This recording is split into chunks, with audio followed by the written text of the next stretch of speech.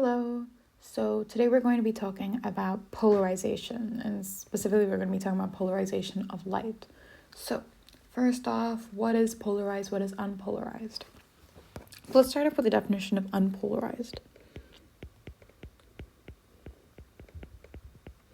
Unpolarized essentially means that you have light waves with vibrations or oscillations in more than one plane, while polarized light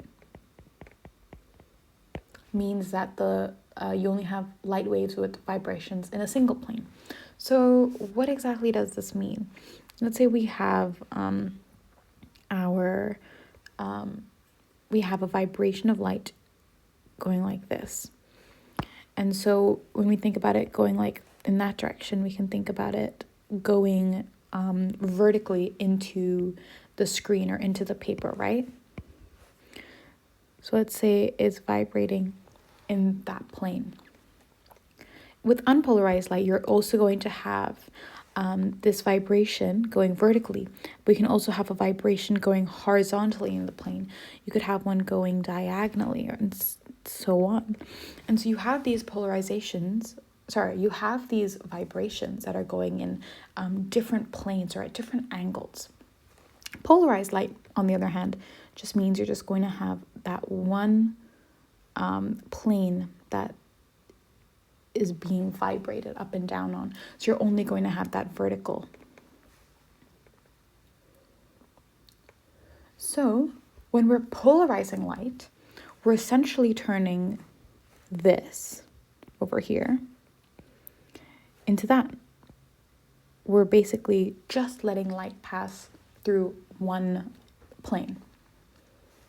So how can we polarize light? Well, first off, we can polarize light by passing it through a polarizing filter.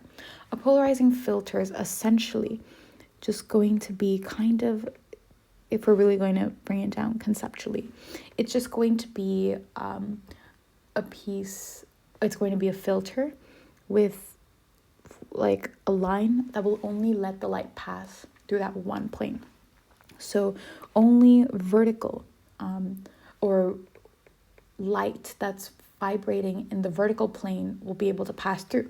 But if it's going like this, like horizontally, it's going to be blocked. Another way to polarize light is by reflecting it off a non-metallic surface. And so what actually happens is that the oscillations will vibrate in the plane parallel to the reflecting surface. But one thing I want to touch on is Malus's law, and this is where our equation comes in. Malus's law. So this is going to tell us that when light passes through a second polarizer, or polarized light is going through a polarizer that's in a different, or it's just going through a polarizer, the reduction in intensity depends on the angle between the polarization planes. And so this can be written as I, which is basically our new intensity, let me make this clear, I, is equal to I0, which is our original intensity, cos squared theta. And so, as I mentioned, this is the original intensity.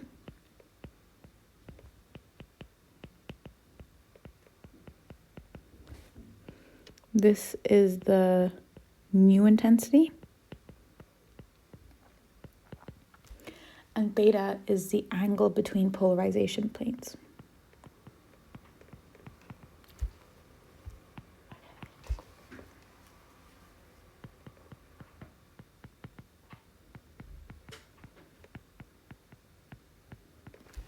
Right.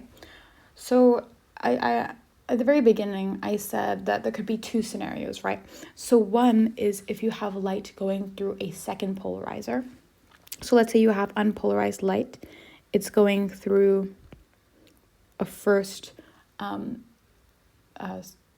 polarizer, and then it goes through a second polarizer.